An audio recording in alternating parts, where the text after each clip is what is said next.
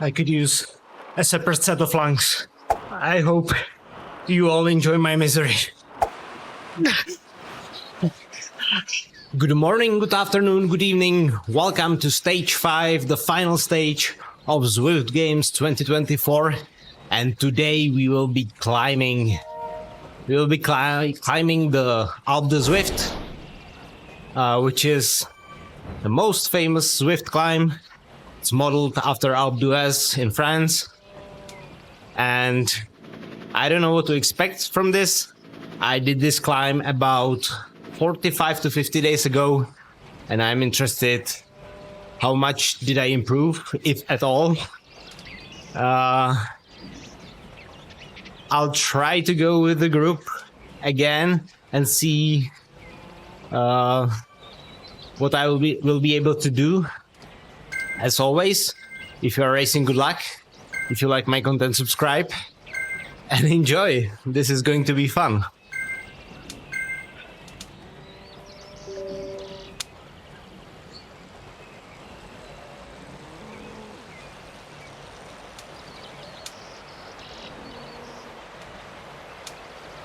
So this is the Road to Sky route. So it starts with kind of a coffee ride down to the bottom of the mountain. Just to what I said, the Road to Sky route is 17.3 kilometers long, 1,045 meters of elevation, and the climb itself is 12.2 kilometers and an average gradient of 8.5%. As I mentioned in the intro, the climb is modeled after the Alpe d'Huez, which is a ski resort in southeastern France. And the climb is very famous because it is probably the most famous climb in Tour de France. The last time it was featured was in 2022. The winner on the climb was Tom Pidcock. But the actual fastest time was done by Sepkas, who climbed this behemoth in 35 minutes and 19 seconds.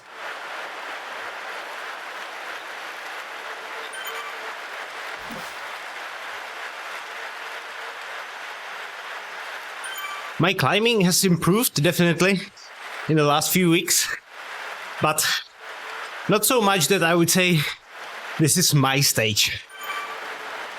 It was probably the stage 4, the Glasgow crit circuit. That was my stage. Not this. On the Glasgow crit, I was so close to being promoted to B that I'm actually tempted to redo it during the makeup week. I'm not decided 100%, but it certainly is tempting to redo it one more time.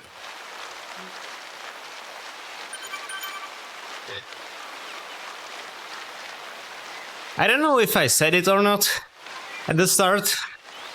When I did the climb for the last time, I did it in 1:09.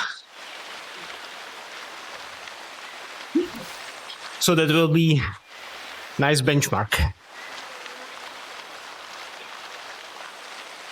I would say the most obvious goal on this course or on this climb would be to beat the 1 hour mark. I wasn't sure I was there yet, but it's definitely a number that I keep somewhere in my mind. Whether or not that will be relevant during this race, that's another story.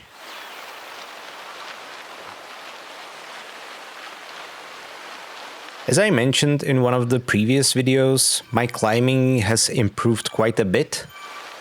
It has a lot to do with my weight loss. When I started this channel, my weight was about 81 kilograms. Right now I'm sitting at 76.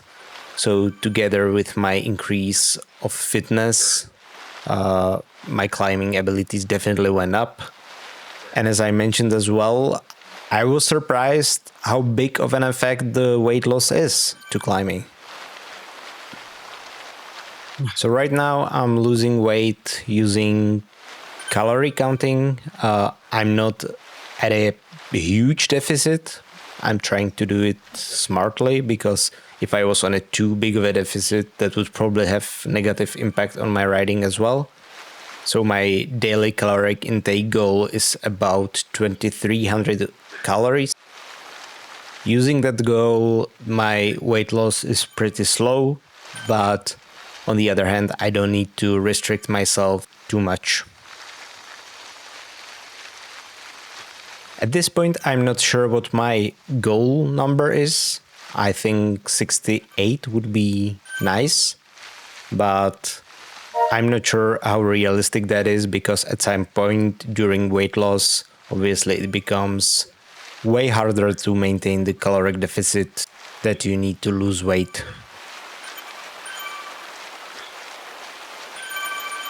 I love how the group takes very relaxed approach to the start of the race.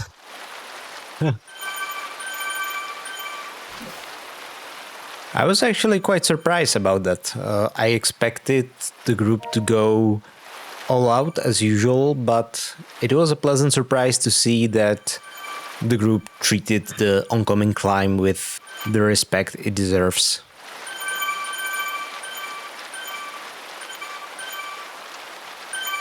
I've seen that guy we've been fighting for the finish line in the epic stage, riding this as well.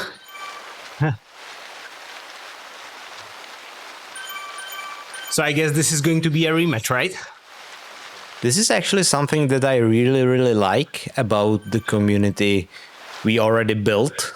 It is very nice to see the people we have conversations with under my videos to be racing the same races as I do, and having these small fun competitions actually add spice to the racing. So please join me for the races. I try to share the times I will be racing in my community tab when I know. Here we go.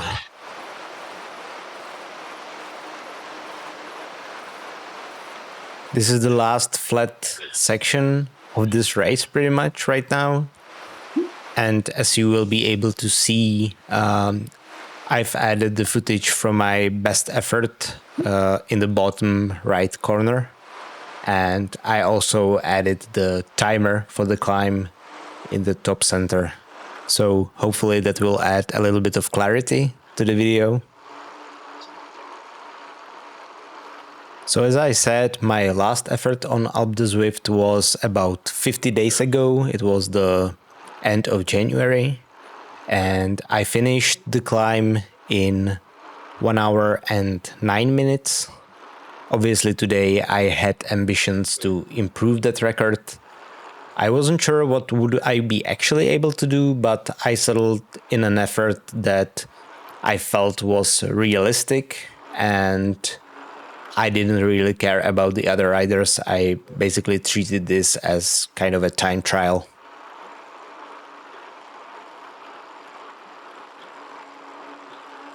However, I went too fast from the start. As you can see, I'm averaging around 270 watts right now, which is actually number over my FTP, so that effort wouldn't be realistic for the whole climb. But at this point I felt reasonably good, so I just wanted to go for a while. I went from the saddle for a bit and then continued in an effort that I felt was appropriate.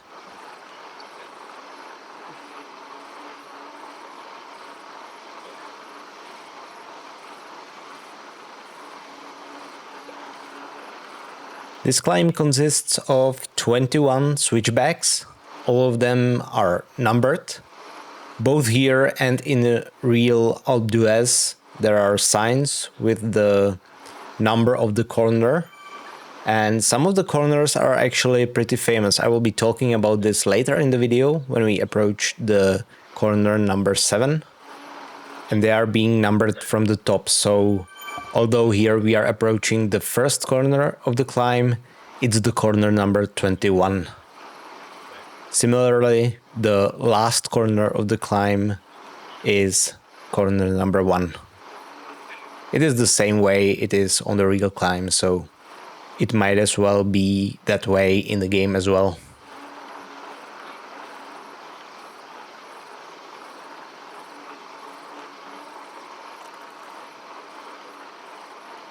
If you look at the map on the right, you can see the corner numbers are colored. They are either yellow, orange, or red. And the color actually says how difficult is the approach for that specific corner. So, for example, this approach to corner number 21 is red, which means the gradient is in the reds. It's 10% right now.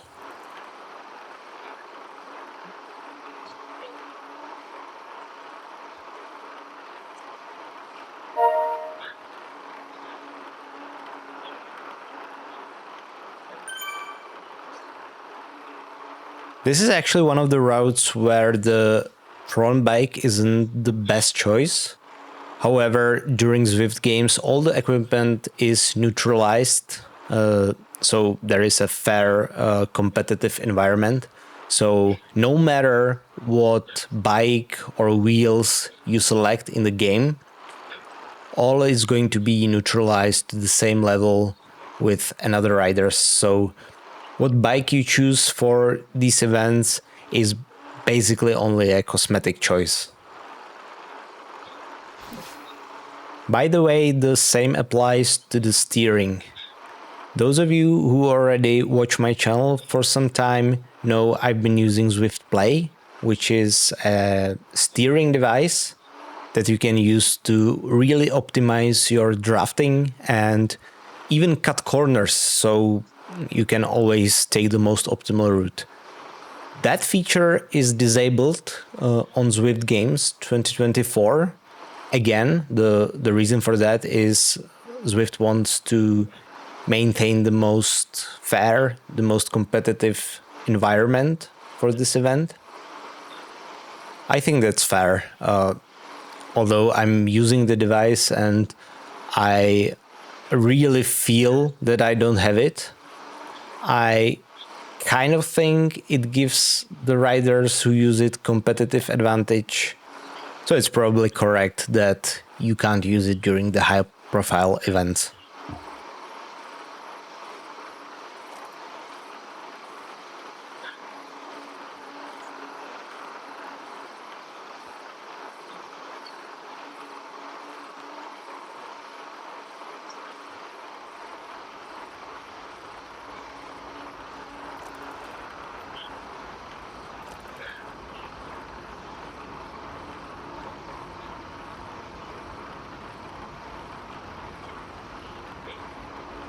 The start of this climb is actually pretty hard. The gradients are high and the course really gives you good opportunity to go faster than you should and then pay for it later, which is something I managed to do actually today. You are going to see what I'm talking about later, but if you haven't done this course yet, I really recommend you to pace yourself smartly, so you don't have the same sufferfest as I had today.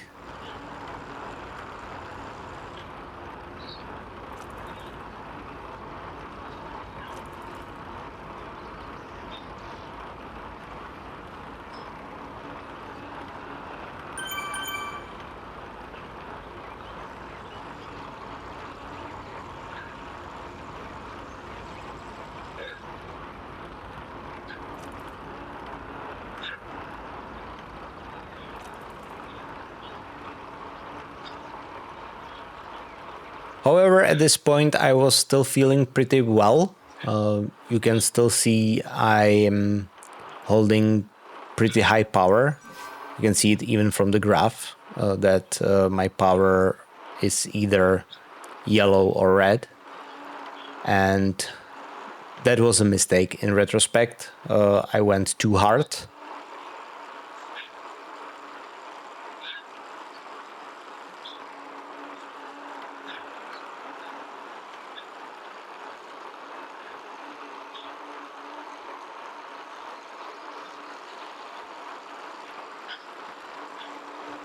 When I'm doing steady efforts like this, I'm trying to pace myself with heart rate information. My plan was to keep a heart rate of about 171 to 173 for the duration of the climb. But today I encountered something strange. I actually didn't feel the same way I usually feel at these heart rates. And actually, I encountered a phenomenon that I was feeling worse and worse, but my heart rate was declining. So at one point during the race, my heart rate actually dropped below 170, but I felt really, really bad. And that is really a sign that you are not having a good day if that happens, because usually it should be the opposite.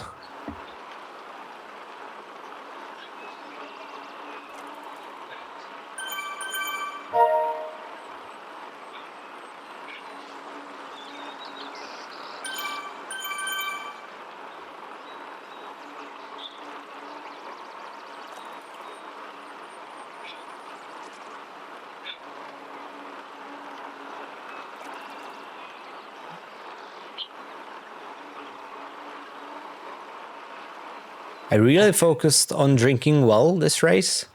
I've actually consumed 2 bottles of sports drink, so I'm improving in this, and I actually feel that really helps if you maintain consistent drinking.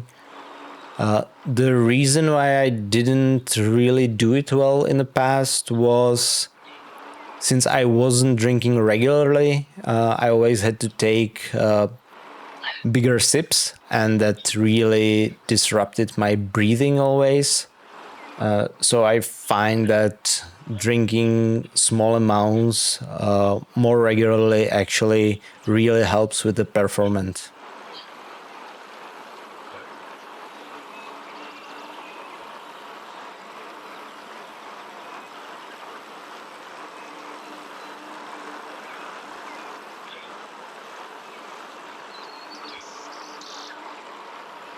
This was probably the first point in the race where I felt I'm having a hard time today. I don't know what it was, but at this point I wasn't really able to keep that power anymore. And as you can see, other riders were dropping me. So this was probably the first hint I paced too quickly from the start.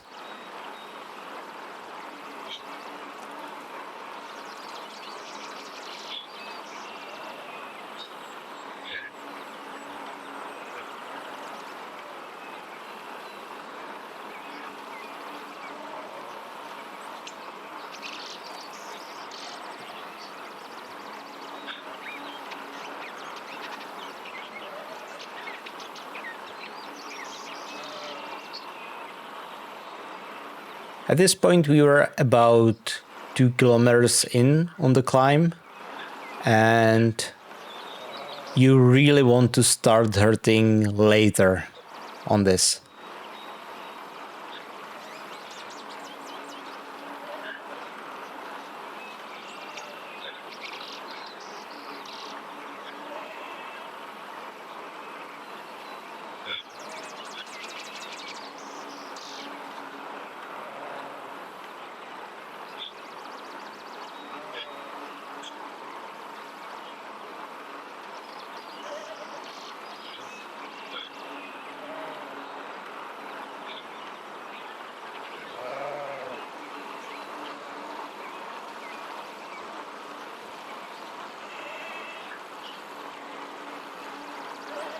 $10K to go, and as you can see, my power is already dropping down. I still made an effort to come back to the original power that I planned from the start, but I quickly realized that wouldn't be possible, so I slowly declined my power to maintain one that I could probably hold till the end. the last thing I would like to do is basically not finish. So it's better to finish at a worse spot than you intended than not finishing at all.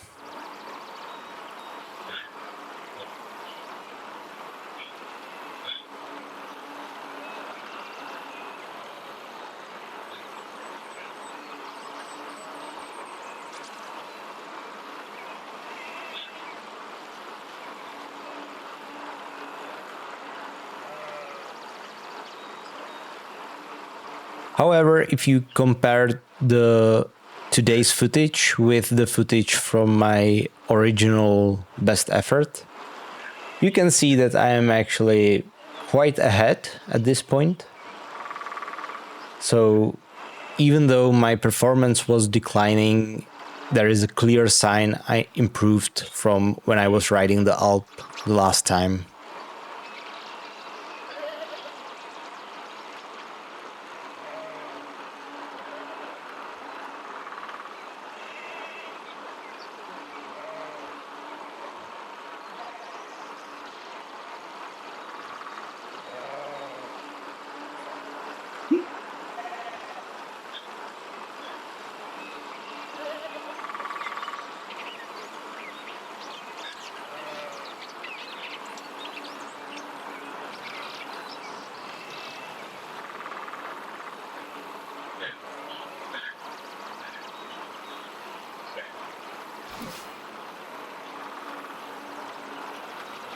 This is the first point on this climb that I consider sort of a checkpoint. It's where the snow starts and there is that arch in the distance.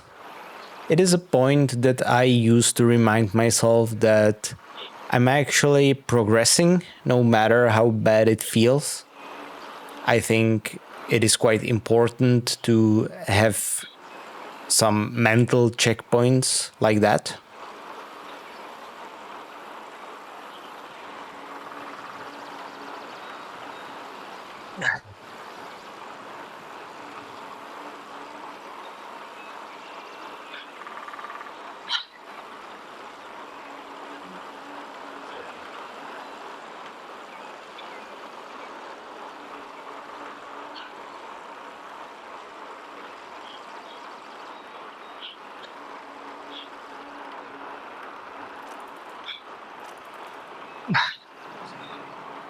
I would like to mention one piece of information for those who are not aware of that.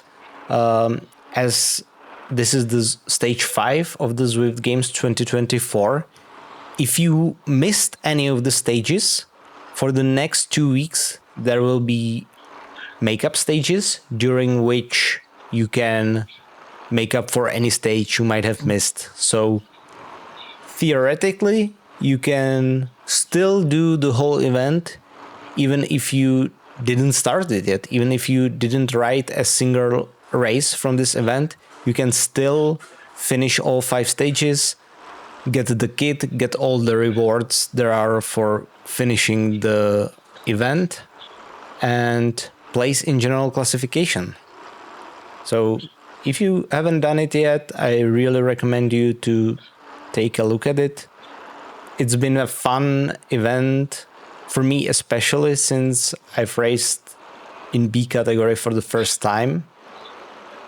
All of the stages are very difficult, but they are only difficult if you make them difficult for yourself. So if you only want the kit, you can still ride the individual stages and just finish them, not race, and receive the rewards.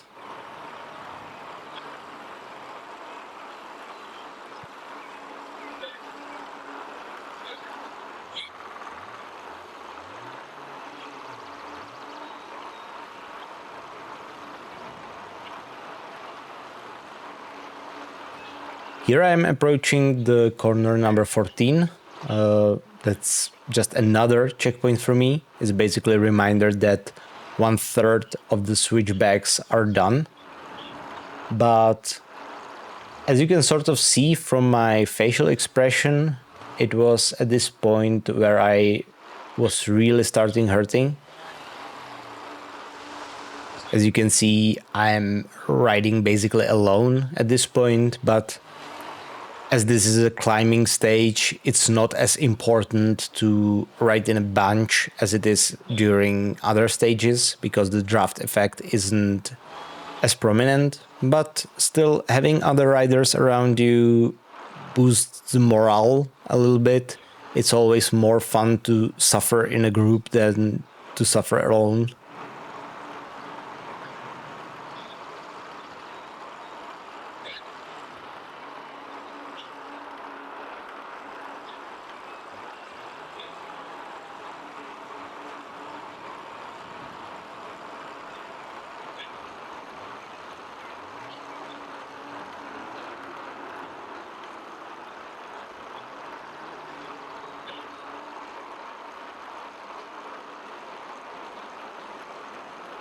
Having this view was kind of a hard pill to swallow at this point, because you can clearly see in front of you the size of the mountain that you will need to climb before the end.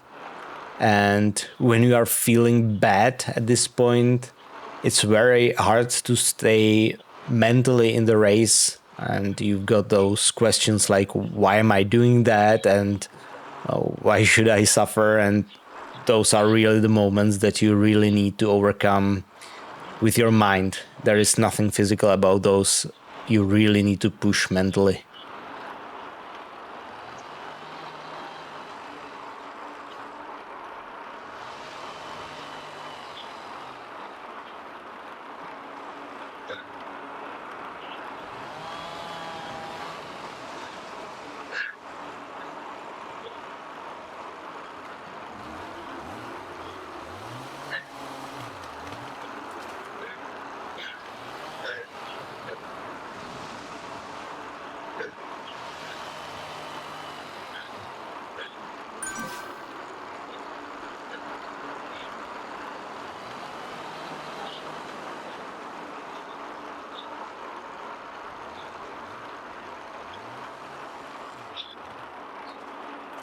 As you can see here, I still was able to maintain the heart rate I set at the beginning of the race, about 172, 171. But you can see my power at that heart rate is declining. That's another sign of being tired or not having great form, when your power goes down with the same heart rate pretty much. In theory, and according to my power duration curve and power duration model that I use, I should be able to maintain about 255 to 260 watts on average on this climb right now. But today that was pretty much impossible.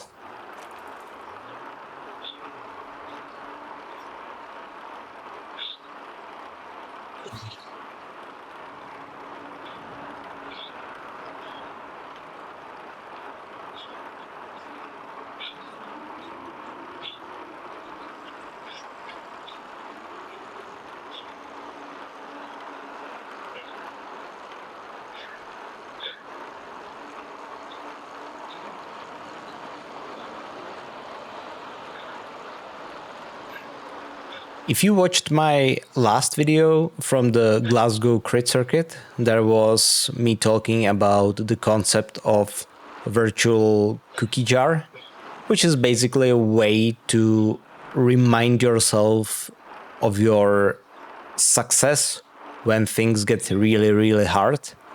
And in today's race, I really had to dig deep into that jar, because in the past, when it would get as painful as it did today, I would have definitely quit. But today I just used that method I spoke about to remind myself that no matter how hard it gets during the race, quitting is never answer.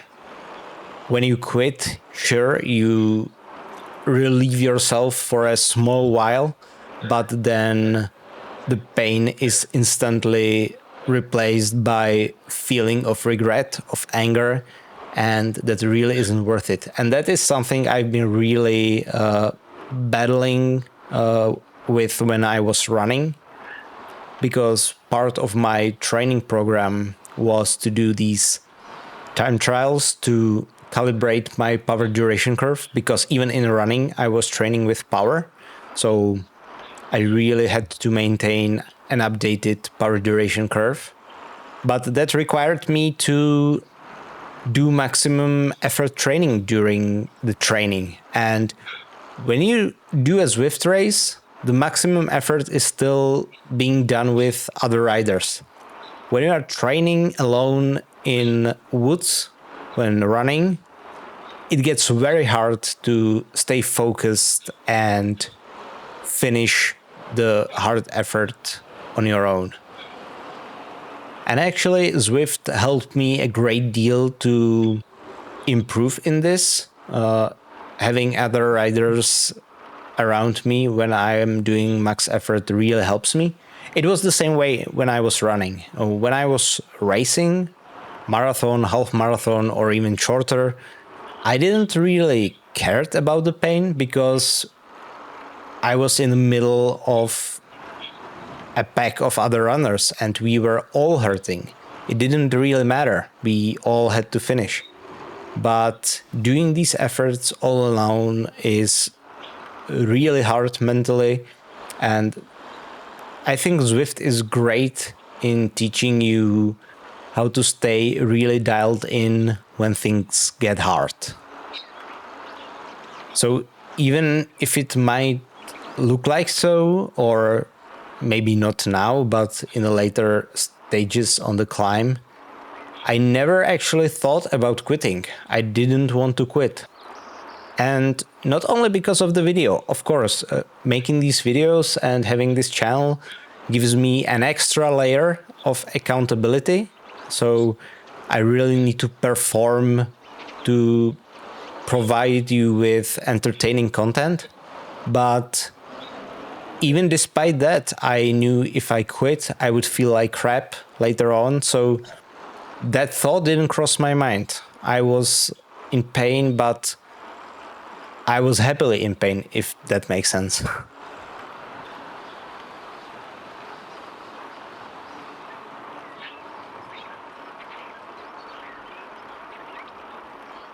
I don't know if you saw the sign on the side of the road that showed the Yeti. For those who do not know that, each time you climb the Alp, there is a very, very, very small chance of you seeing Yeti on the side of the cliff. And I never saw him, but then again, I've climbed the Alp probably 4 times so far. And I've heard stories that there were like very frequent climbers and never saw one as well. Let me know in the comments if you saw one when climbing Alpe du Zwift. I'm really interested in how rare that occurrence is actually.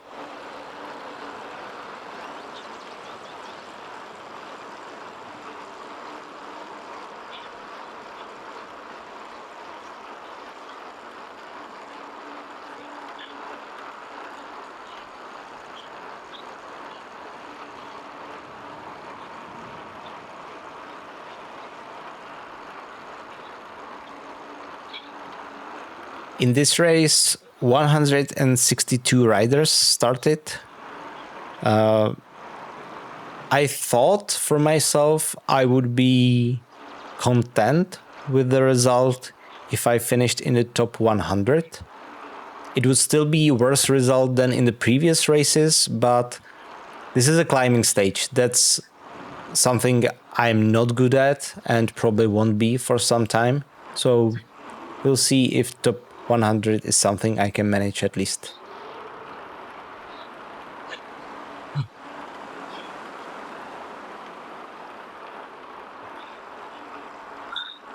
I feel strangely weak today.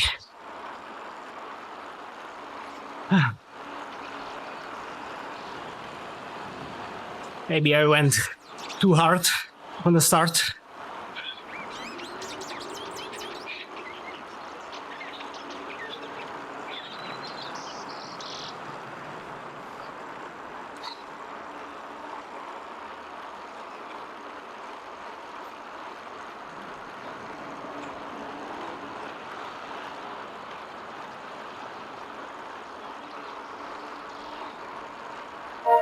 It's always very nice to receive ride-ons from people who I know follow my channel, and this was one of them. So thank you very much. It helps during the racing. It really makes me smile.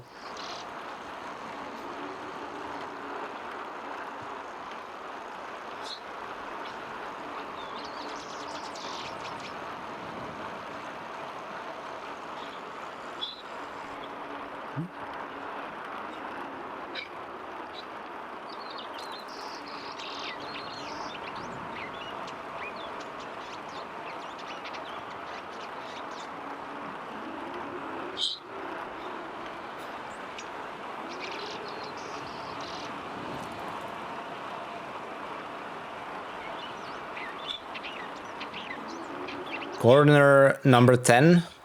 This is just another mental checkpoint on this climb, because basically when you do this, you are in the single digits, and that can help you seeing the finish in the distance.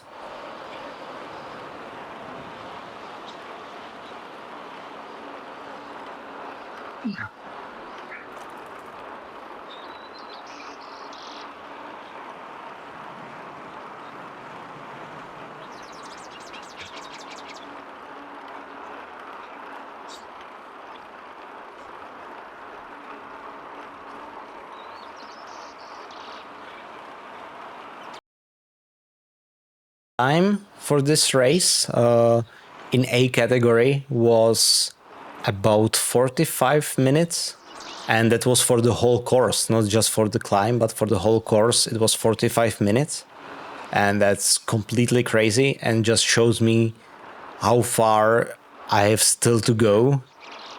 Some of the guys on Zwift are crazy fit, and it is something that surprised me right from the start. When I joined Zwift, I started in D category, and I was basically getting smoked by people who were way older than me. And I realized that since to be riding on Zwift, you need to make an initial investment. You need to have a bike, you need to buy a trainer, you need to buy a fan, you need to buy the subscription.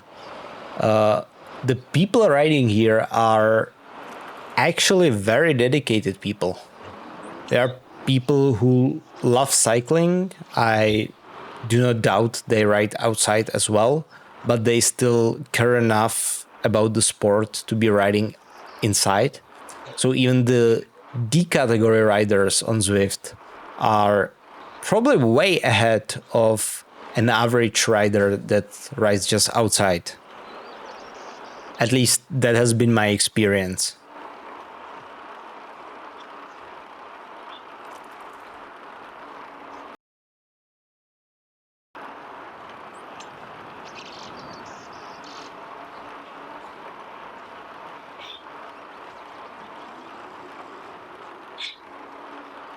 When I was riding here for the first time, I got excited when I saw this statue of the Yeti in the distance. I thought I was lucky and saw him on my first ride. But apparently it's not that easy, and it's just a statue.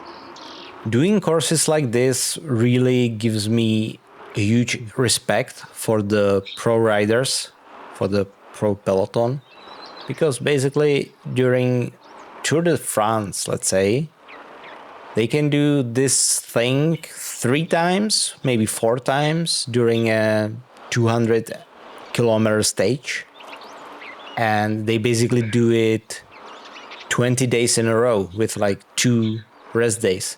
It's absolutely crazy, and those guys are total machines.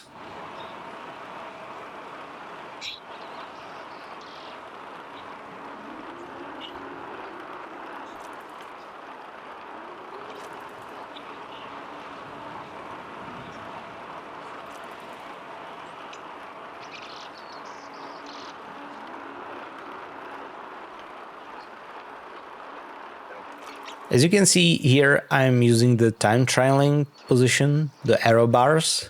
I usually use those only during training to recover, but I really had to put my mic out of the way and use those during this race as well, because change of the position on the bike is sometimes quite welcome recovery. That goes from going out of the saddle to changing from drops to hoods, even though I'm not really good in riding in drops.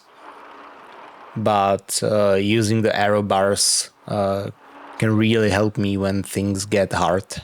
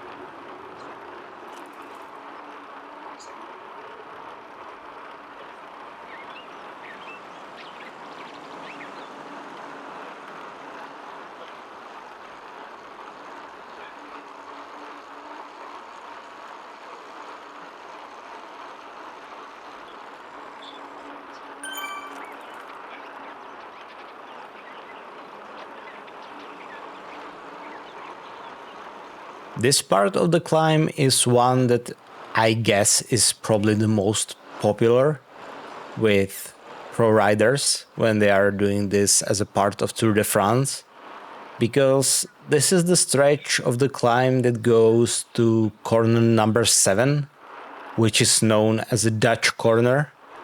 The reason for that is there is this long tradition of Dutch fans riding up here and basically settling around that corner.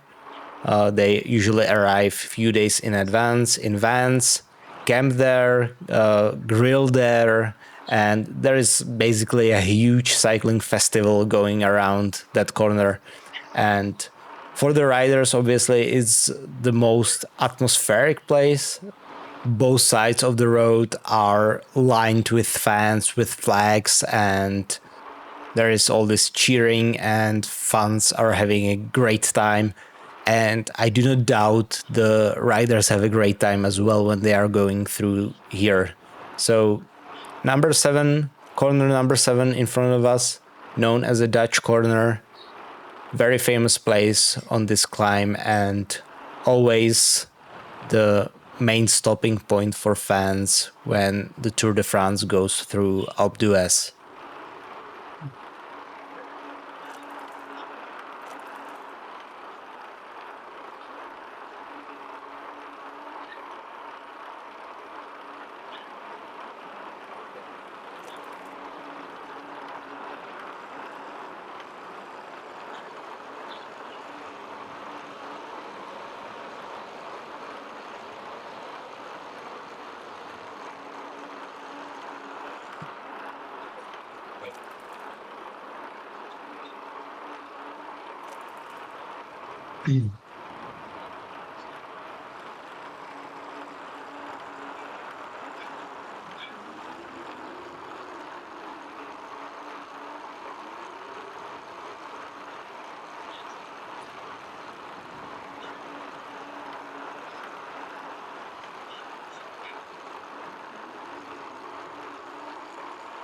This is called Dutch Corner on Alpe d'Huez.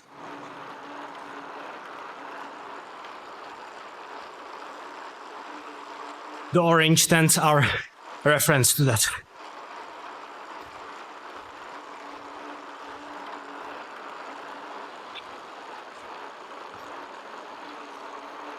The path from corner number 7 to corner number 6 is basically the last long stretch of a road on this climb.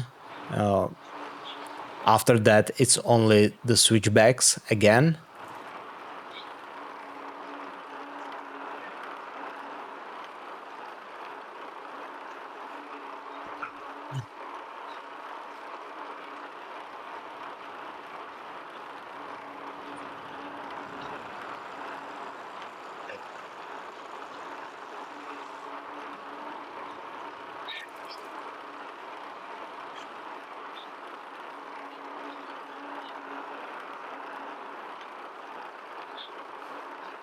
Today is not my day, that's for sure.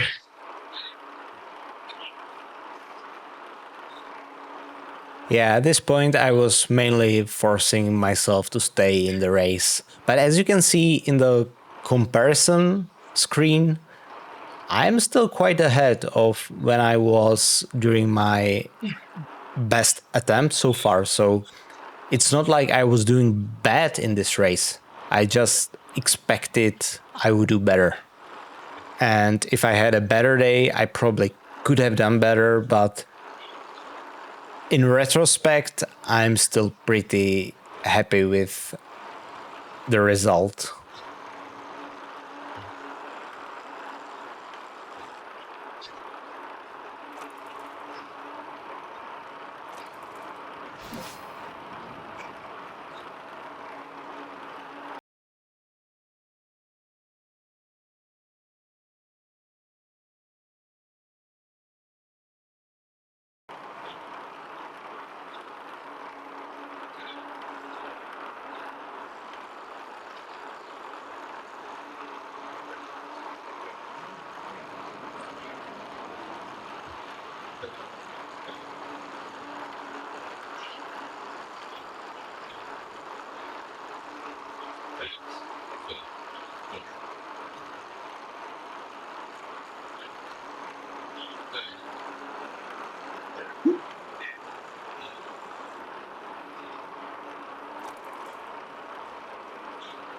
I could use a separate set of lungs instead of a power-up.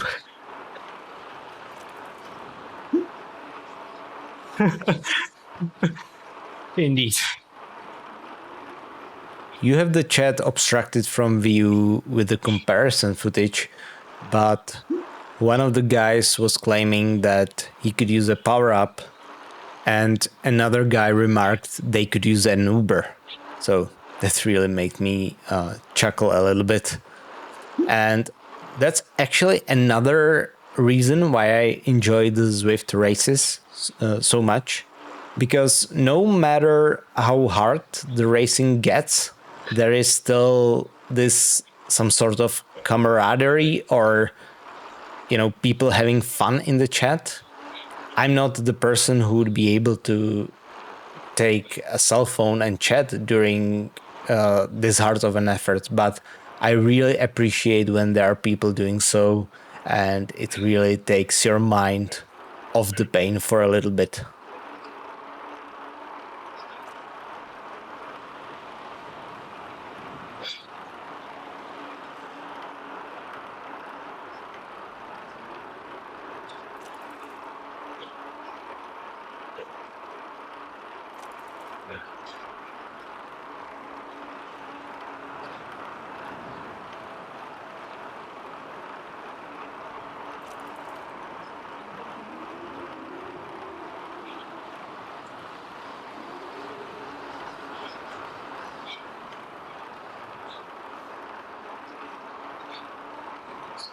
It was only now in my previous effort when I reached the Dutch corner, so you can get a pretty good idea what my time advantage was in this race compared to that.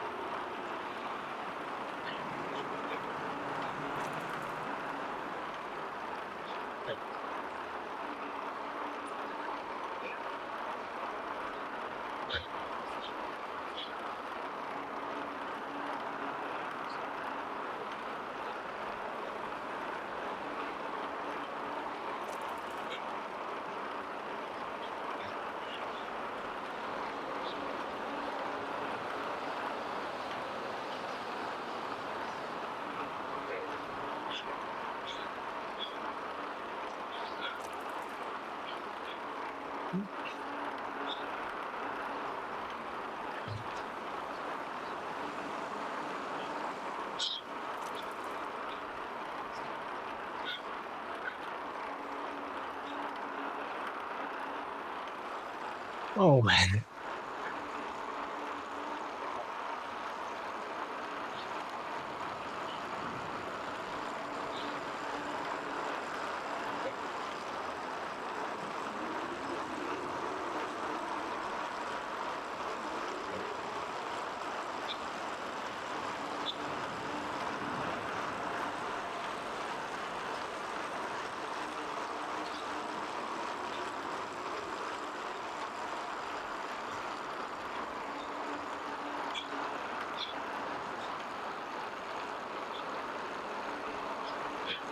At this point, I knew the sub 1 hour effort potential was gone, but I still wanted to finish as well as possible.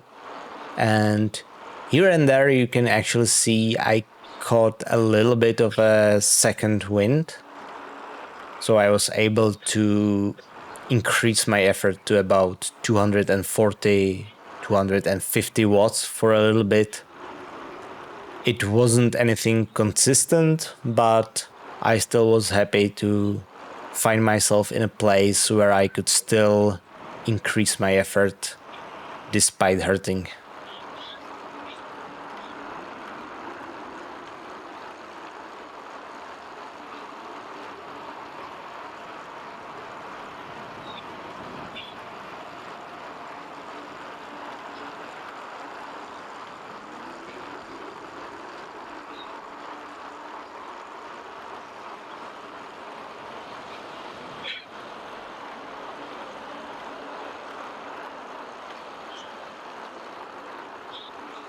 And this is my last mental checkpoint in the race.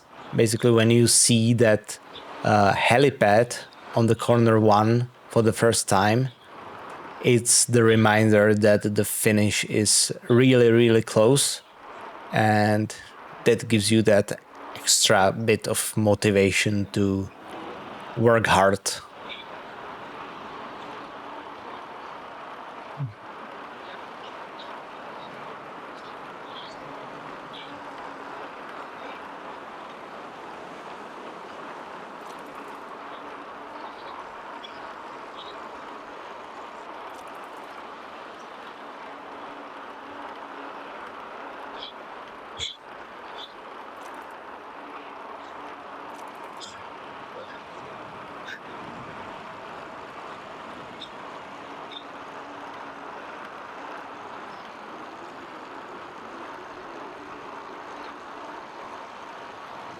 I don't know. I simply do not have power.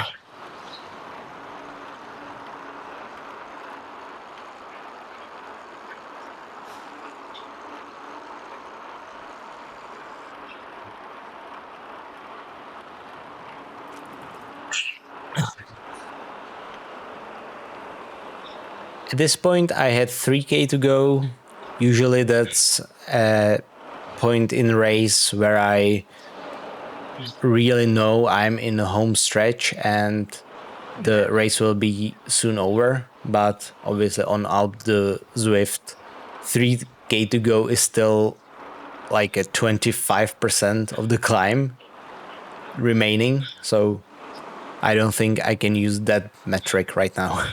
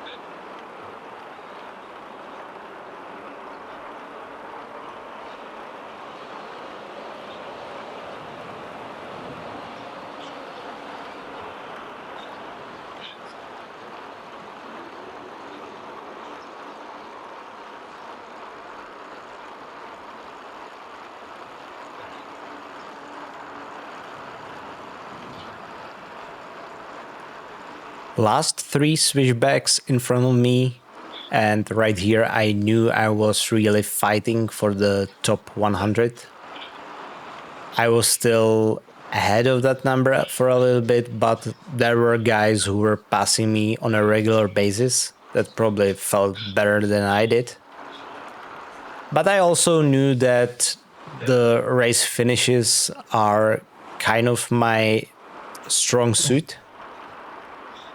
So I really tried to maintain the effort, pedal consistently, and basically hoped for the best at this point.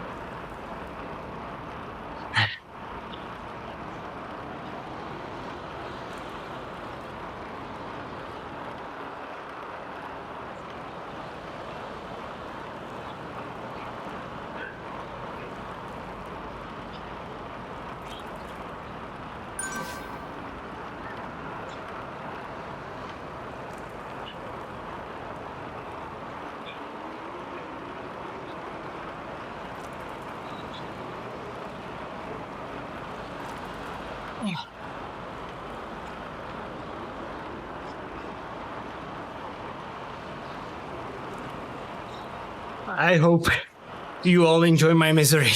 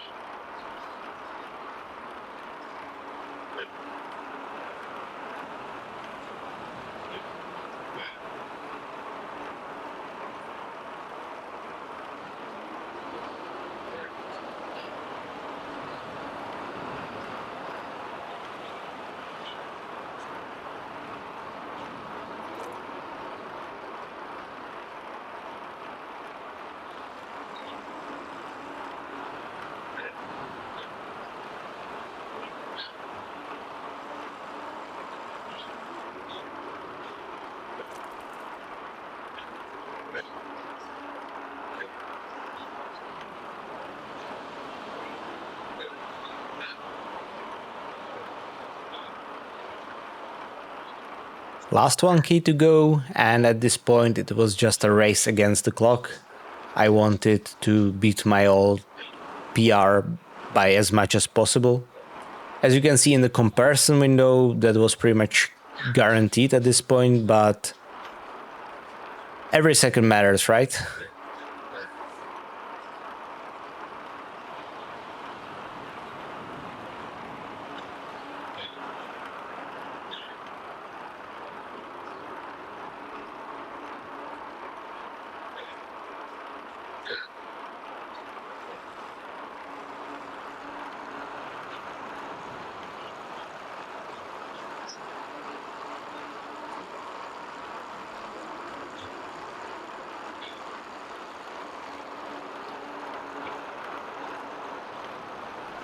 Last switchback done, and this part is actually quite enjoyable. Obviously you are hurting like hell by now, but the finish line is in sight almost literally, and you know that no matter how bad it feels, it will be over pretty soon. In normal races, 700 meters is basically nothing. Here it's still quite a long way to go, but it's doable. You can still the finish in sight, and that's important.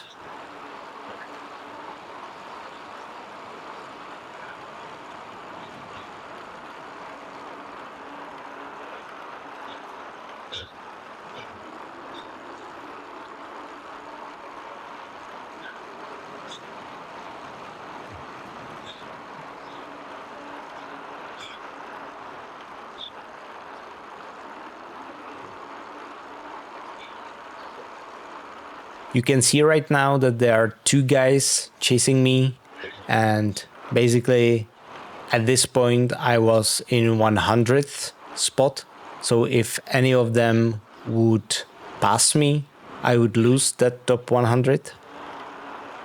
Usually that gives me an extra kick of motivation when that happens.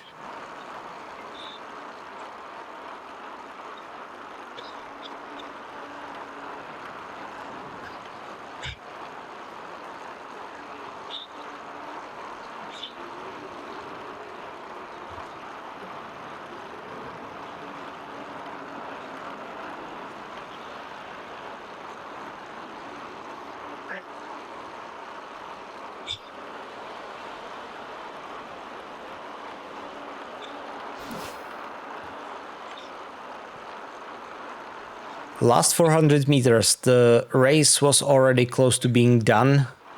I actually improved my personal record by about 6 minutes, which is fantastic. Before the race, I would take this no questions asked. After this race, I'm sort of disappointed I wasn't able to go sub 1 hour, because I think if I was in a good form, I could have been able to. And probably even with better strategy, I could have been able to even today. But it doesn't matter. I did pretty well, I think.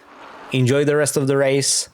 And if you like what I do, hit that like button, subscribe, and I'll see you in the next race. Ciao.